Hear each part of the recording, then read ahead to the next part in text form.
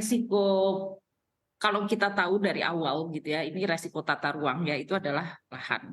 Nah, lahannya sendiri jelas menjadi persoalan tersendiri gitu ya.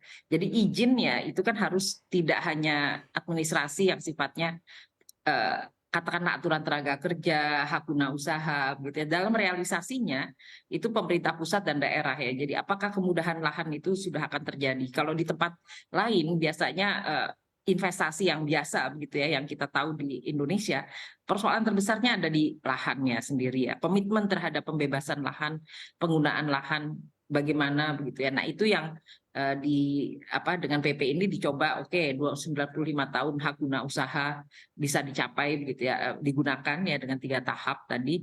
Tapi tentu saja lagi-lagi masih ada konflik daerah lah untuk urusan tata ruang lahan ini. Dan itu yang kita juga belum jelas kan.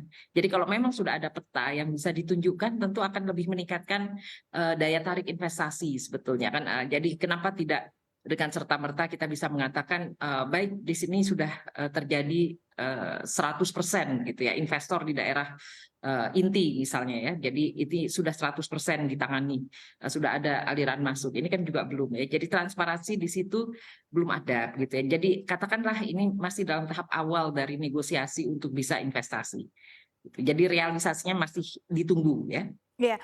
Bu Nina tadi sempat, menyebutkan tentang kendala waktu. Memang, apa yang terkendala dari waktu ini? Boleh dielaborasi lebih lanjut, Ibu? Ya, 2024 itu tahun politik ya. Jadi sekarang 2023. Sebetulnya kalau memang realisasi 2024 itu ingin dicapai, tentu hari ini sudah ada deklarasi. Ini sudah sekian ratus triliun investasi masuk gitu ya. Nah, ini kan waktu waktu yang kita gunakan ini tinggal setahun lagi ke tahun politik ya. Jadi riskan sebetulnya kan. Jadi makanya ini yang menjadi kendala waktu itu menjadi pressure yang luar biasa ya. Diharapkan dengan adanya PP ini tentu saja mempermudah. Tapi kan ekspektasi masyarakat untuk investasi di tahun politik atau bahkan di tahun ini dikatakan akan ada pelemahan ekonomi gitu ya, walaupun bisa dibantah Indonesia masih bagus gitu ya secara makro, tetap saja ada resiko investasi di tahun politik dan di tahun di mana resesi terbayang di depan mata ya. Jadi ini masalah resesi yang dibayangkan tahun ini dan tahun depan itu bukan resiko internal ya, tapi faktor eksternal ya. Jadi selama masih ada situasi globalnya, ada kekhawatiran perang Ukraine, perang Taiwan dan apa di Taiwan dan katakanlah di situasi terdekat kita Laut Cina Selatan, semua orang akan hati-hati sekali untuk berinvestasi di mana Kalimantan ada di tengah-tengahnya gitu ya. Jadi kita tahu bahwa tidak gampang menarik investasi asing ya. Tetapi mudah-mudahan tentu dengan PP ini menjadi lebih gampang ya. Hanya kita katakan secara internal realisasinya susah karena undang-undangnya walaupun sudah ada, tetapi PP lahan ini kan baru sedikit ya lahannya tentang hak guna usaha, tapi realisasinya nanti ditunggu. Nah, yang paling penting sebetulnya usaha pemerintah untuk mengatakan sudah ada aliran masuk gitu ya. Jadi seperti pancingannya itu ada di mana ya. Nah, itu yang kita belum jelas gitu ya. Jadi tidak dibuka secara publik, secara transparan Iya. aliran masuk sudah 100 triliun gitu. Nah, Bu Nina, menarik ketika Ibu Nina tadi bilang bahwa ada faktor-faktor eksternal. Nah, kita ketahui juga, Bu, nih, kondisi perang Rusia Ukraina tidak tidak pernah diketahui kapan akan selesai. Apakah ini bisa mempengaruhi peraturan yang sudah ada, Ibu? Apakah nantinya akan terjadi ombang-ambing lagi terhadap peraturan ini? Ya, peraturan ini digunakan untuk menghadapi resiko geopolitik juga gitu ya. Jadi pemerintah tentu berusaha keras meyakinkan bahwa di Indonesia baik-baik saja. Walaupun Kalimantan letaknya dekat dengan Laut Cina Selatan, agak jauh sedikit tapi ada Taiwan di situ. Kita mengatakan kita baik-baik saja ya. Jadi ini yang sebetulnya PP ini mencoba menjawab. Tetapi kita tidak bisa mengatakan investor percaya begitu saja kan. Jadi kepercayaan investor tuh timbal balik dengan kepercayaan dari pemerintah. Ya, nah itu yang diperlukan saat ini gitu ya.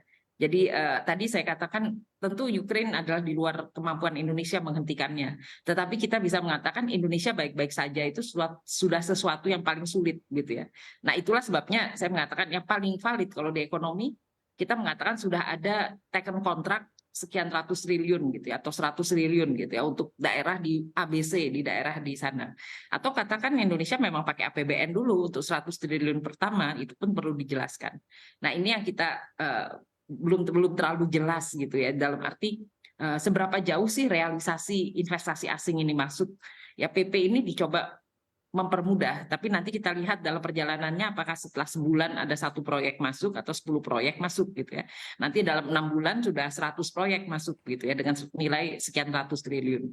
Nah itu yang diharapkan sebetulnya. Oke. Ya, jadi memberikan aspek positifnya Iya, dan dan kita itu tunggu juga realisasi. ya, dan itu juga terkait dengan transparansi yang tadi Ibu sebutkan ya. Memang berarti sampai saat ini belum diketahui secara pasti ya Bu, investor yang sudah masuk berapa, nominalnya berapa, akan bergerak di bidang apa, apakah semuanya sudah cukup clear yang saat ini ada atau masih kasat mata katakanlah seperti itu Ibu?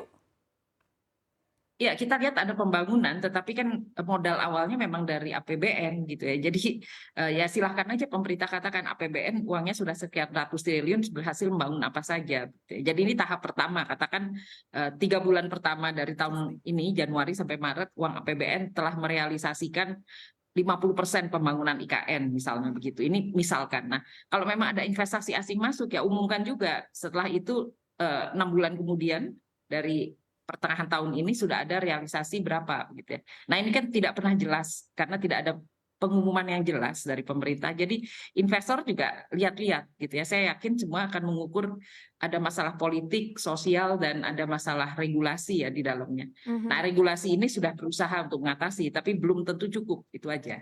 Oke.